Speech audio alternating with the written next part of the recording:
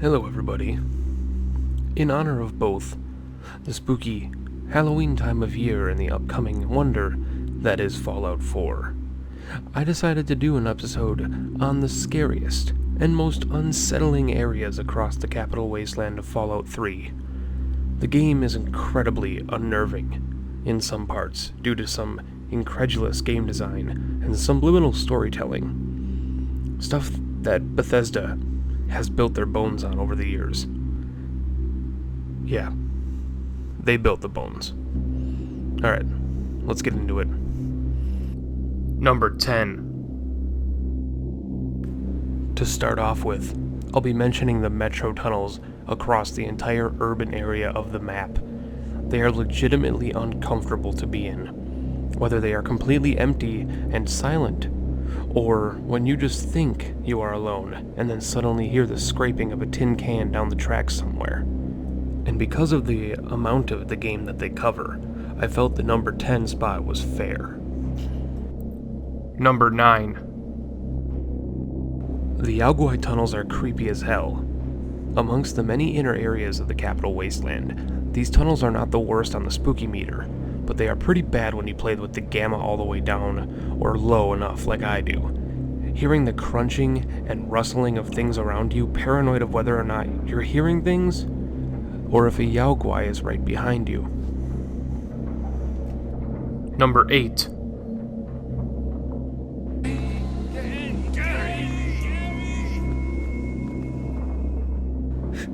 Good old Gary. Vault 108 is not the scariest vault in the series, but it is one of the most unsettling. Like most other vaults, this one had experiments going on inside of it the whole time.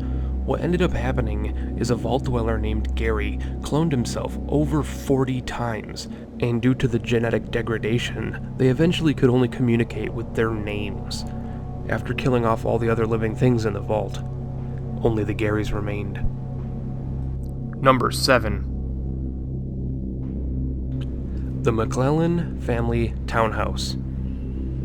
It isn't marked on the map, but it is in Georgetown, and is one of the most unsettling areas in the entire game. It's one of 3 entries on this list that are not marked on the map of Fallout 3. And this one isn't scary in the traditional sense, but it's depressing and unsettling when you do come across it.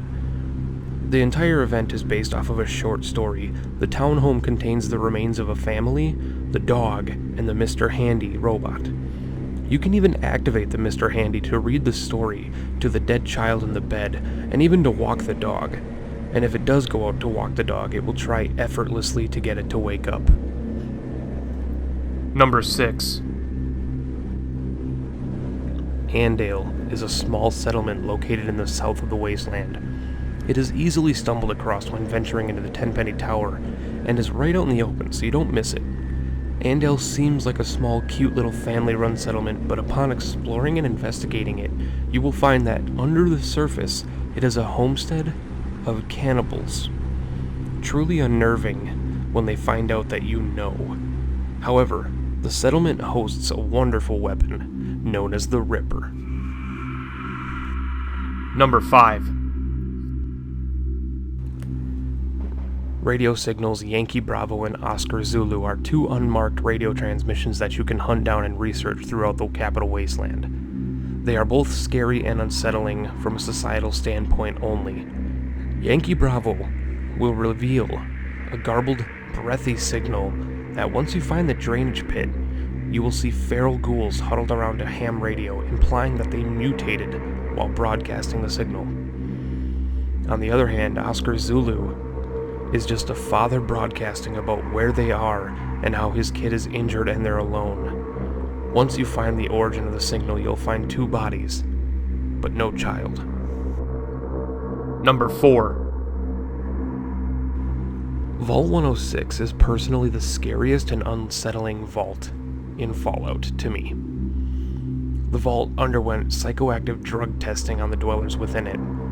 This not only turned everyone into the vault into raving lunatics out to kill you, but also makes the player character hallucinate and witness unnerving manifestations when exploring the inner tunnels and rooms of the vault. Number 3. I mean, you clicked the video. You knew it would be here. You wanted it to be here. You needed it to be here. Yes, the Dunwich building is the classic scary Fallout area. Its paranormal, Lovecraftian-inspired events and objects are always talk amongst fans. But it doesn't get to the top of my spot for one very good reason. The two above the Dunwich building cannot be cheesed simply by having a mask.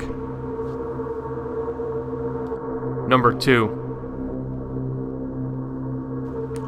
The Deathclaw Sanctuary. This is one of those areas that turns you away just by the name of it.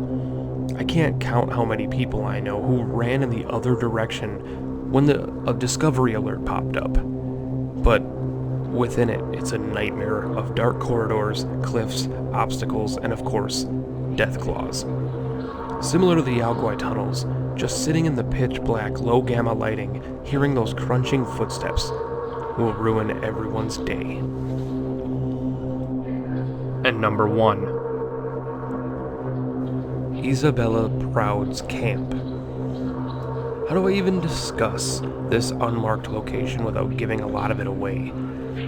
I personally think the unmarked stuff in the game is better for storytelling because you just happen across it. In the camp, you'll find 2 bodies in radiation suits, Jason and Isabella. Upon reading her notes, a special glowing one named Samuel appears. Her obsession with researching feral ghouls wound up killing both her and her husband. If you haven't had the chance to stumble across this really rare place to find, I will leave a link to the place in the description below, as it will definitely be worth checking out if you've missed it for all these years. Thank you all so much for watching my video. I hope you enjoyed the list that I came up with for you, and I hope you subscribe and stick around for more. Don't forget to like, comment, and share it with all your best buds. Until the next time, my name is Pentahybrid. Keep on gaming, and I'll catch you later.